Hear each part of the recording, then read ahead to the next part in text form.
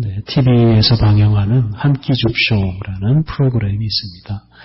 연예인들이 저녁 시간에 아무 집이나 방문해서 밥을 좀 달라고 요청을 합니다. 그 요청을 받은 집이 수락을 하면 그 집에 들어가서 이런저런 이야기 나누면서 저녁 식사를 함께 합니다. 그런데 연예인들이 그렇게 저녁밥을 얻어먹는 게 쉽질 않습니다. 열에 한 집, 20에 한 집, 그 정도가 밥을 주는 것 같습니다. 때로는 20, 30집 문을 두드려도 밥을 주지 않아서 편의점에 가서 밥을 먹는 경우도 있습니다. 만약 우리들이 낯선 동네, 낯선 사람의 집에 가서 밥을 좀 달라고 하면 우리에게 밥을 줄 사람이 아마 하나도 없을 겁니다. 방송국에서 나가서 밥을 달라고 하니까 그나마 밥을 주는 것이지 일반인들이 가서 밥을 달라고 하면 아마 욕을 먹을지도 모르겠습니다. 그렇기 때문에 우리들 중에도 아무도 낯선 사람의 집에 가서 밥을 달라라고 요청하진 않습니다.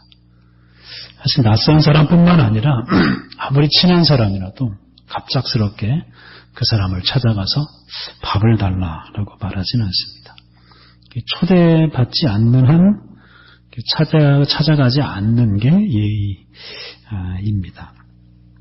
그런데 옛날에는 그냥 낯선 사람 집에 가서 밥을 먹는 것이 일상적인 일이었습니다. 저도 어릴 적에 남의 집에 가서 밥을 많이 얻어 먹었고요. 또 낯선 사람들이 저희 집에서 밥을 먹는 모습을 자주 보았습니다. 그런데 그렇게 밥을 얻어먹는 사람들은 되게 오갈 데가 없는 사람들이었습니다. 쉬운 말로 나그네들입니다. 사정은 다르지만 머물 집이나 의지할 사람이 없어서 이리저리 떠도는 사람들입니다. 그래서 만약에 사람들이 아무도 그런 사람에게 밥을 주지 않는다고 하면 그 사람들은 굶어 죽을 수도 있습니다. 그런데 옛날 우리나라는 나그네들을 참 잘 대접했습니다. 먹을 것만 줄 뿐만 아니라 잠도 재워주고 옷도 내주고 했습니다. 가난했던 그 시절에 그렇게 서로 도우면서 가난을 이겨냈습니다. 그런데 요즘은 그런 광경을 보기가 참 어렵습니다. 요즘에도 옛날만큼이나 가난한 사람들이 많습니다. 사실 옛날보다 더 많다고 할 수도 있습니다. 그런데 대개는 그 가난한 사람들을 이렇게 복지시설에 이렇게 단체로 수용을 해서 돌봅니다. 심지어 가족에게 버림을 받아서 복지시설에 가서 사는 사람도 있을 정도입니다. 그래서 가난한 사람들을 이웃이 책임지는 게 아니라 국가가 책임을 지는 그런 세상입니다. 그래서 어려운 일이 생기면 이웃이나 친구, 가족에게 연락하는 게 아니라 경찰서나 관공서에 연락을 하는 사람들도 참 많습니다. 그만큼 세상이 아주 각박해졌다고 말할 수도 있겠습니다. 오늘 읽은 본문은 교회가 아주 어렵게 살던 시절에 서로 돌보며 살았던 아름다운 이야기입니다. 요한 3서는 1절에 나오는 대로 장로, 즉 교회의 지도자가 가이오라는 한 사람에게 보내는 편지입니다. 요한 3서는 이 가이오라는 사람을 축복하고 또 칭찬하는 말로 시작을 하고 그리고 뒷부분은 디오드레베라는 사람을 책망합니다. 그래서 앞부분 먼저 이 가이오를 칭찬하는 말씀 먼저 살펴보겠습니다. 3절, 4절 형제들이 와서 내게 있는 진리를 증언하되 내가 진리 안에서 행한다 하니 내가 심히 기뻐하노라. 내가 내 자녀들이 진리 안에서 행한다 함을 듣는 것보다 더 기쁜 일이 없도다. 그래서 이 장로가 가이오라는 사람이 진리 안에서 살고 있다 하는 소식을 전해 듣고 기뻐합니다. 그리스도인이 부자로 사는 것보다 더 중요하고 더 가치 있는 일은 바로 진리 안에서 살아가는 것입니다. 그런데 이 요한서신에서는 진리를 따라 살아간다는 것은 곧 사랑하며 산다 하는 것입니다. 그래서 5절과 6절에서 가이오가 어떻게 이런 사랑을 실천했는지를 보여줍니다. 그것은 바로 나그네를 잘 대접한 것입니다. 5절, 6절 사랑하는 자여 내가 무엇이든지 형제 곧 나그네 된 자들에게 행하는 것은 신실한 일이니 그들이 교회 앞에서 너의 사랑을 증언하였느니라. 네가 하나님께 합당하게 그들을 전송하면 좋으리로다. 가이오는 나그네 된 자들을 잘 보살폈습니다. 그래서 그런 보살핌을 받은 사람들이 교회 앞에서 이 가이오가 이렇게 사랑을 베풀었다고 증언을 하였습니다. 이 가이오는 하나님께서 기뻐하는 방식으로 나그네들을 잘 영접하고 대접하고 보내주었습니다. 그래서 그 가이오의 집에 가는 나그네들은 그 집에서 힘을 얻고 또 다른 곳으로 갈 수가 있었습니다. 그런데 여기에서 말한 나그네는 바로 이 형제라고 말합니다. 형제는 바로 교회의 지체들입니다. 그러니까 형제 곧 나그네 된 자들, 바로 이 교회의 지체들입니다. 당시 교회의 지체들 중에는 예수님을 믿는 것 때문에 집에서 쫓겨난 사람들이 많았습니다. 옛날 가부장제 시대이기 때문에 아버지에게 밉보이면 집에서 쫓겨날 수밖에 없습니다. 그렇게 쫓겨난 사람이 있고 또 한편으로는 자발적으로 집을 떠나서 이리저리 다니면서 복음을 전하는 사람들도 많았습니다. 그리고 이렇게 집을 떠나서 이리저리 다니는 이런 사람들을 통해서 복음이 널리 퍼지게 되었습니다. 그런데 이렇게 떠도는 사람들은 이 그리스도인이라는 이런 낙인이 찍혀 있어서 사람들에게 천대를 받고 때로는 박해를 받았습니다. 이 당시 그리스도인들은 소위 소수자였기 때문에 그 당시 사회에서 제대로 사람 대접을 받지 못했습니다. 그러니까 어디를 가도 그리스도인이 제대로 영접을 받거나 대접을 못하니까 얼마나 힘들었겠습니까?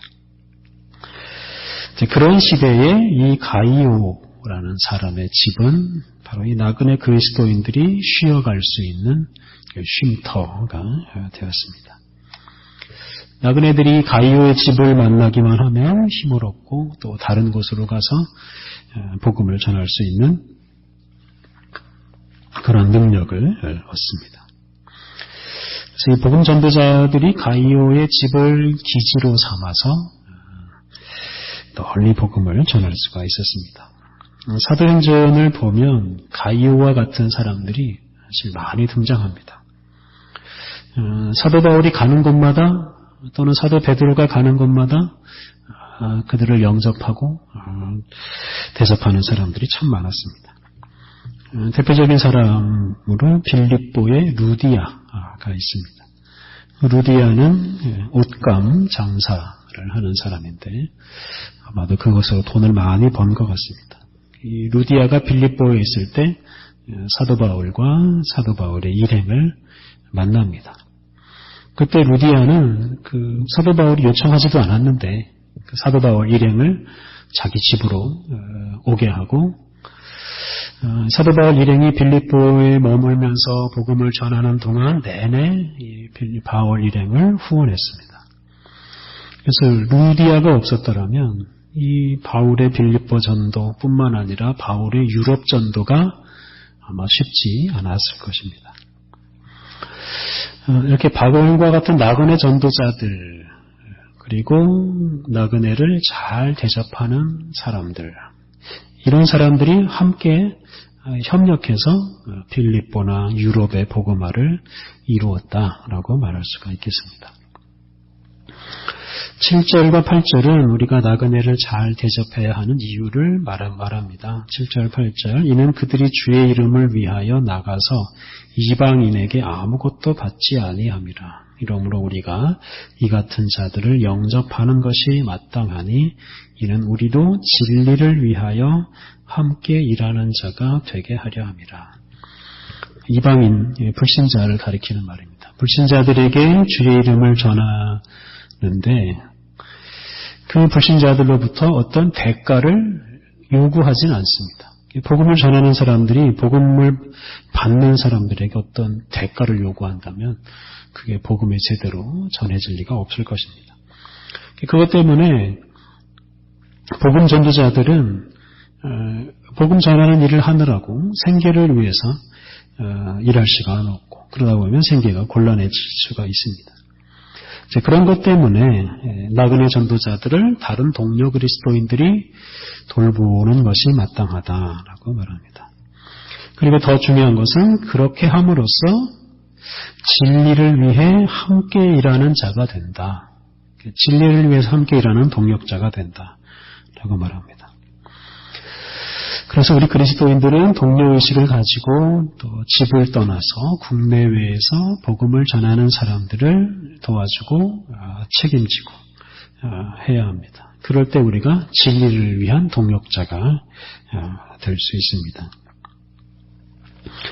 9절과 10절에는 나그네 전도자들을 영접하지도 않고 또 대접하는 것을 방해하는 아주 나쁜 디오드레베에 대해서 말합니다. 9절, 10절 내가 두어 자를 교회에 썼으나 그들 중에 으뜸되기를 좋아하는 디오드레베가 우리를 맞아들이지 아니하니 그러므로 내가 가면 그 행한 일을 잊지 아니하리라. 그가 악한 말로 우리를 비방하고도 오히려 부족하여 형제들을 맞아들이지도 아니하고 맞아들이고자 하는 자를 금하여 교회에서 내쫓는도다. 디오드레베라는 사람은 이런 나그네된 전도자들을 맞이하지 않았습니다. 거기에 그치지 않고 다른 사람들도 그 일을 하지 못하도록 막았습니다. 심지어 그렇게 나그네 전도자들을 영접하는 사람을 교회에서 쫓아내기도 했습니다. 본문에서 디오드레베는 으뜸되기를 좋아하는 사람이라고 표현합니다. 이 당시 상황을 정확하게는 알 수가 없습니다만 이 당시에 지금 이 사도 요한을 중심으로 하는 이런 교회 공동체가 있고 또 디오드레베를 중심으로 하는 또 다른 교회 공동체가 있었다라고 상상할 수가 있습니다. 그런데 디오드레베는 이 요한을 중심으로 하는 요한 공동체에서 파송한 전도자들을 미워하고 배척한 것입니다. 또 적극적으로 나서서 그 전도자들을 아무도 돌보지 못하도록 단속까지 한 것입니다. 그래서 이 디오드레베는 으뜸되기를 좋아해서 자기가 이 요한 공동체 사람들보다 더 뛰어난 사람이 되고자 하는 이런 경쟁의식을 가지고 있었던 것입니다. 그러니까 이 복음 전도자들을 동료나 동역자로 인식을 하지 않고 경쟁자로 인식을 자꾸 하는 겁니다. 그래서 복음이 전파되는 것을 기뻐해야 할 텐데 그런 생각을 하나도 하지 않고 나를 따르는 내 공동체가 아닌 사람들이 많아지는 것을 걱정하고 싫어했던 것입니다. 그러니까 그는 으뜸되기를 좋아해서 자기가 속한 공동체, 자기를 아는 사람들, 자기를 높여주는 사람들만 돌보고 자기를 모르거나 인정하지 않는 그런 낯선 사람, 나그네는 아주 홀대하였던 것입니다. 그렇게 동료의식은 하나도 없고 경쟁의식에 사로잡혀서 이 전도자들을 돌보지 않는 이런 디오드레베에 대해서 크게 책망을 하고 있습니다.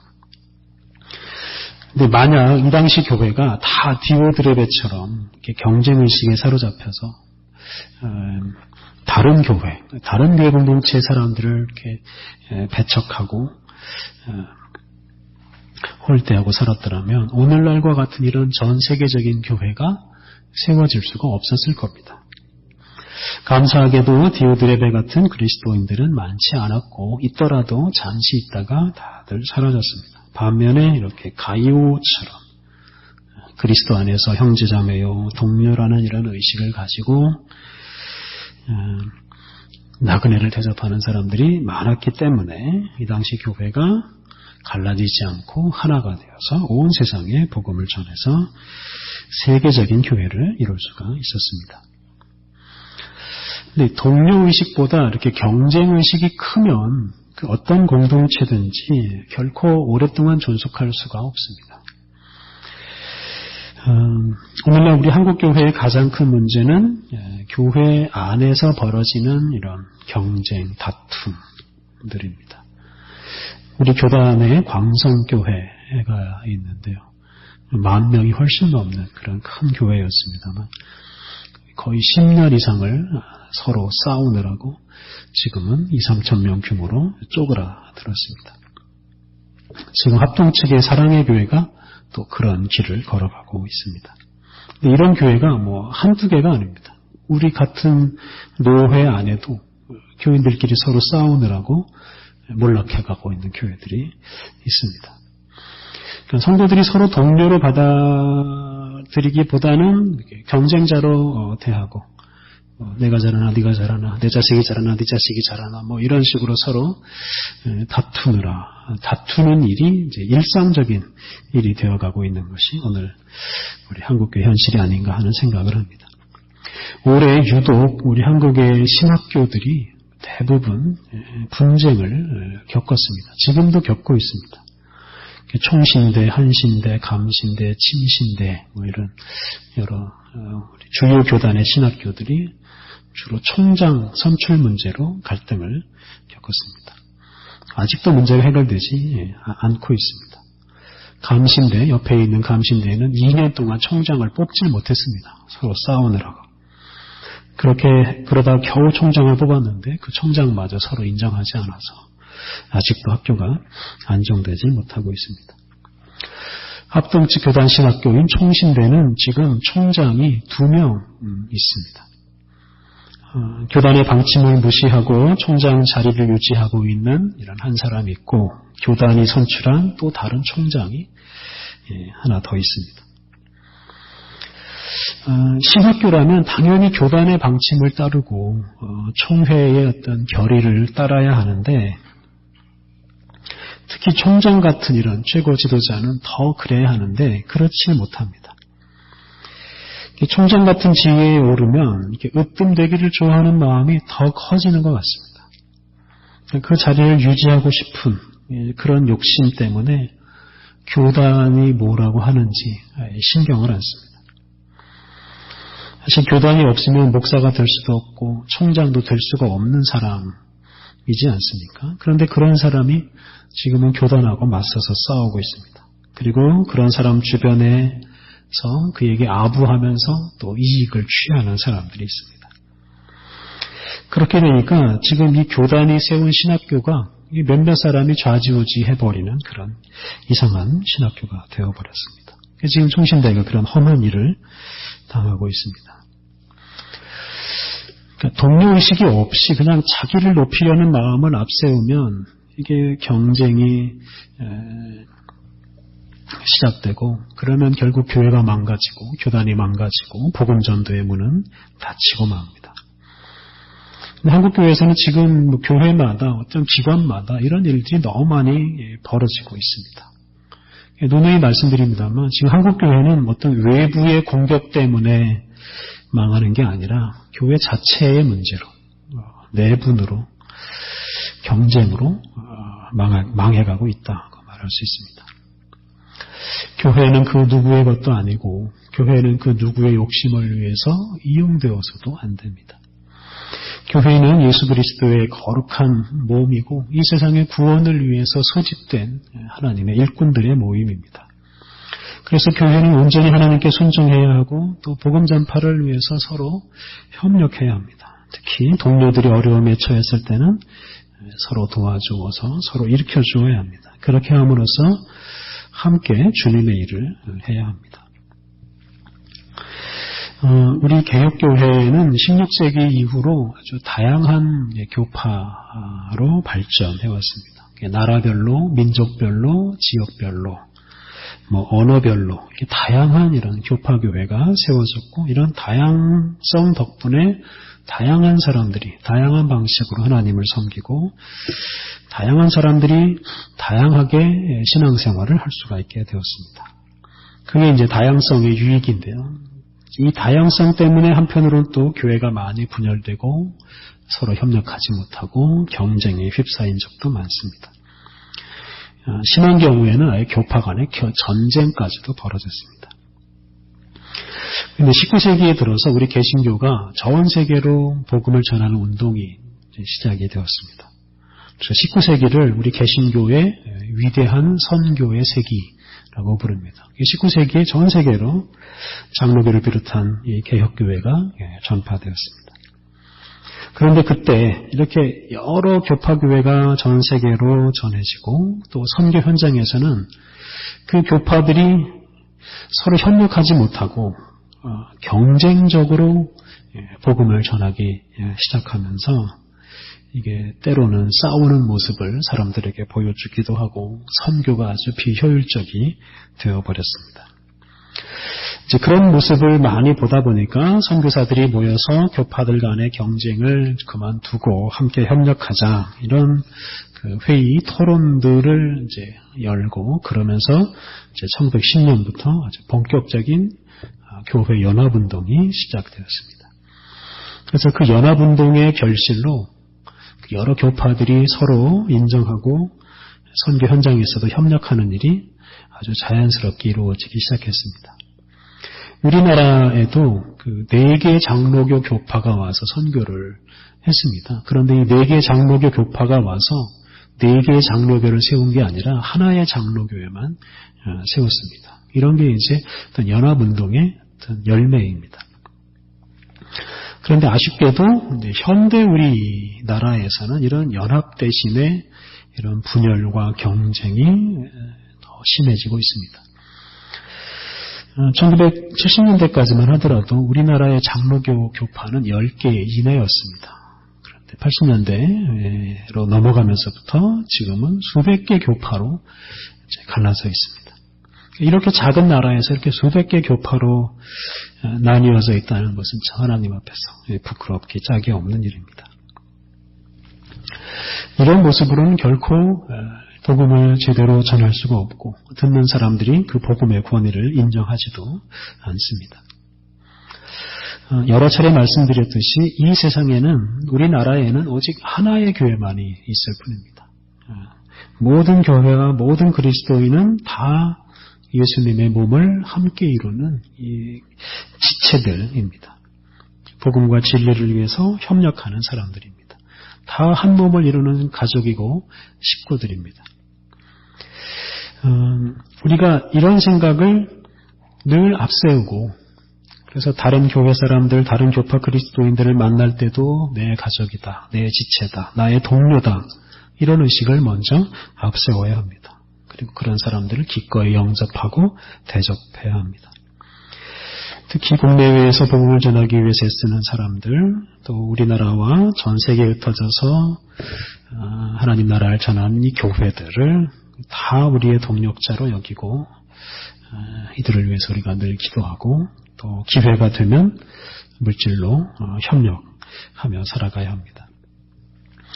이렇게 우리가 동료의식을 가지고 서로 섬기고 서로 협력해서 한국교회가 하나가 될 때 하나님의 사명을 더 잘 감당하게 될 것입니다. 우리들 교회 한 지체로서 다른 교회의 지체들을 볼 때마다 우리의 동료임을 늘 생각하고 기쁘게 대접하고 영접하며 살아가야 하겠습니다. 함께 기도하시겠습니다. 하나님, 으뜸되기를 좋아하는 우리들을 긍휼히 여겨 주옵소서. 주님의 몸된 교회를 이루는 우리들이 겸손하게 주님을 높이고 형제자매들을 높이며 살게 하옵소서. 교회의 지체들이 서로 섬기며 서로 협력하게 하옵소서. 분열되어 서로 경쟁하는 우리 한국교회가 지체의식과 동료의식을 회복하여 복음과 진리를 위해서 서로 협력하게 하옵소서. 하나님, 우리 교회가 주님 안에서 피로 맺어진 형제자매임을 늘 확인하고 항상 서로 사랑함으로 함께 주님께서 주신 사명을 이루어 가게 하옵소서. 예수님의 이름으로 기도드립니다. 아멘.